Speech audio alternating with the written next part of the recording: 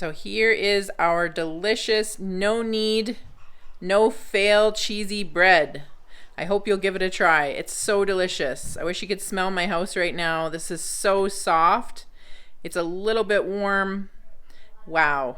Hope you can give it a try really soon. Enjoy. Welcome back to Dorothy's Kitchen. Today I want to share with you a recipe for bread that I have been making for the last little while, and that is an artisan style cheese bread. It is so good. My family loves this bread, and it's very simple to make. If you've never made bread before, this is the bread you should try. So let's jump into it, and I'll give you a couple tips that will help you to make the best bread of your life. Are you ready? Here we go. So I'm going to use all-purpose flour, but I use unbleached all-purpose flour, and I have 3 cups that I'm starting out with here. And all I'm going to add is a teaspoon of salt, and I get my salts at Costco, but you could get it anywhere. A lot of these products are actually from Costco. And then I'm going to use 1 teaspoon of active dry yeast. So this one I also get at Costco. It's pretty inexpensive, maybe $5, $6 here in Canada, and it lasts for almost a year probably for me. Once I open it, it's in a vacuum sealed pack. Once it's open, I keep it in the fridge, and I actually pour it into my other small container, so it's easy and accessible for me to use. And I'm going to use 1 teaspoon of active dry yeast as well. I kind of put that on the other half of my flour, so they don't automatically mix in together. And so that's it, other than the water. But I think the water is really one of the most important parts, because you have to make sure that you don't use chlorinated water. I'm not going to say that it doesn't work at all, but it doesn't work as well. It doesn't have the same flavor. It doesn't rise up as well. I've tried just regular tap water, but now that I use my Berkey water, it makes my bread so much better. So I'm just going to use 1 cup of cold water, and then to that I add some boiled water, also from my Berkey, and I'm going to use half a cup of that. So in total it's 1 cup of water. I just give that a quick stir, and then I'm going to add that in. It will be approximately 100 degrees Fahrenheit, but I can basically tell, because I've made bread so many times, what temperature I like. So it's not boiling water and not cold water, so about 100 degrees. All right, and that's Fahrenheit. So I just mix that all together here into a little bit of a dough, and this is really a no-knead bread. No nonsense, no-knead bread. And I'm just going to, I will give it a little bit of a mix with my fork here, and then I will stir it with my hands a little bit, and then I'm just going to sit it in my windowsill for about 3 hours, and it's good to go. It'll start to bubble up, and I'll show you what that looks like. But if you just follow these simple little tips, that's really all there is to it. Now you could leave your dough just like this. You have to add cheese if you're lactose intolerant or you don't like cheese. So now I'm just going to work the rest of it with my hands. It's what is basically known as like a shaggy dough. This doesn't have to be kneaded for 10 minutes like some of my other breads, and I do have a lot of other bread recipes. You can check those out. I'm on a mission to not buy any bread or bread products for 1 month and see if I can make all of my own for my family of 5. So that's my goal. So once I get this all worked in for maybe 1 minute here, that's all there is to it. I'm just going to leave it like this. I'm going to put it in my windowsill, and I'm going to let it rise up until it's about double, and you'll start to see bubbles. That's going to take about 3 hours. So I'm going to leave that, and trust me, if you don't let it rise up and see those bubbles, and it depends on your temperature, 2 to 3 hours it will take. But if you don't, your bread will be much more flat and dense. So it's best to let it rise up and get very bubbly, and you're going to have some delicious bread. So at that point, I'll put on the cheese And I'll put in a little bit of Italian seasoning, makes it really good. I get this from Costco too. And this will be some delicious bread. But the key is we're going to put it in the oven at 450 degrees. So I'll show you that process in about 3 hours. So I'm just gonna cover this with some saran wrap and leave it in my windowsill.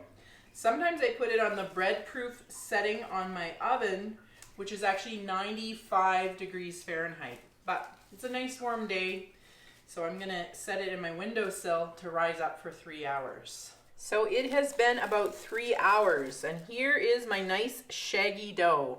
Oh, you can just see a bubble just pop because I've moved it a little bit. But it has a lot of nice bubbles in it. I'll just kind of show you a few. They're kind of all over the place here. So this is a nice amount of bubbling that I'm happy with. And what I'm going to do is turn this out onto my lightly floured surface. Flour on my surface here. And I'm going to pop this out onto my counter. And now's the time where I'm going to add in my cheese. I'm going to scrape this out of my bowl. And get all that beautiful dough. There we go. Now what I will do is I will use a little bit more flour. I just sprinkle a little bit more on. And I kind of flatten this out. And now is when I'm going to sprinkle on my cheese. You can use as much cheese as you want within reason, but I use about a cup of cheese, and this is cheddar, actually marble cheddar that I'm using today.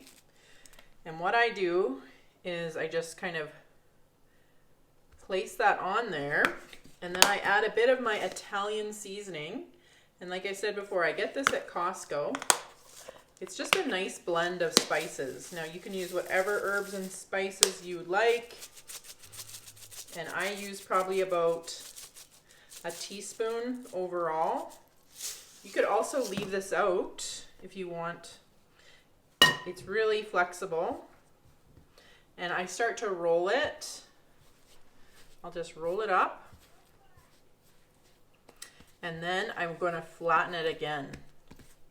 I'm going to do another spot here. So I do it 2 times with my flour on here. It's kind of like Play-Doh for adults. 1 more handful of cheese. And then I will roll that as well.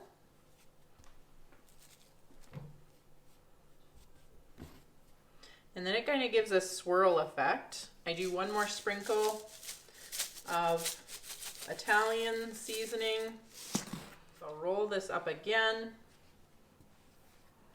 onto itself.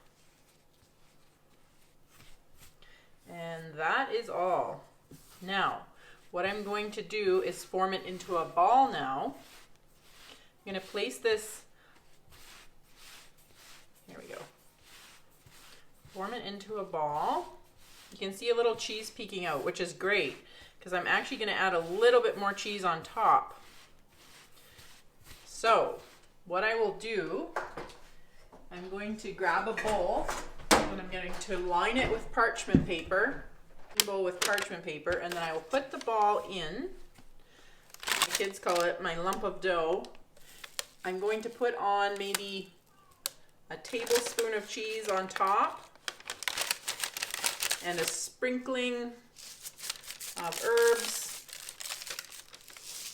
of the Italian seasoning. I'm going to cover this up right now with a tea towel, and then I'm going to preheat my oven to 450 degrees. So I'm just covering up my dough ball, tea towel, and I'm going to let it rest for 20 minutes, and I'm heating up my Dutch oven at 450 for those 20 minutes. So it gets nice and hot inside my oven. My oven has been at 450 degrees. I'm going to take off my top. It's very hot, so make sure you're very careful at this stage. And what I'm going to do is pop in my dough ball, which is in my parchment paper. Do that very carefully. And then I will put my top back on.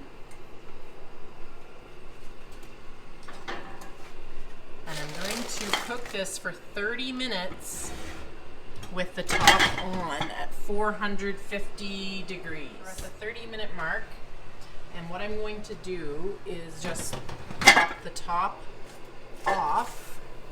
And you can see that's what it looks like right now. So I'm just gonna make sure the parchment is not in the way. I'm gonna let that brown up for 10 minutes. So here is our finished bread.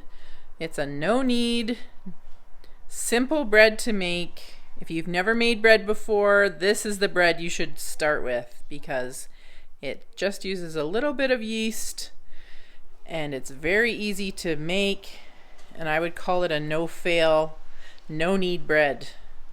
So I hope you'll give it a try. I'll slice it up and show you what it looks like.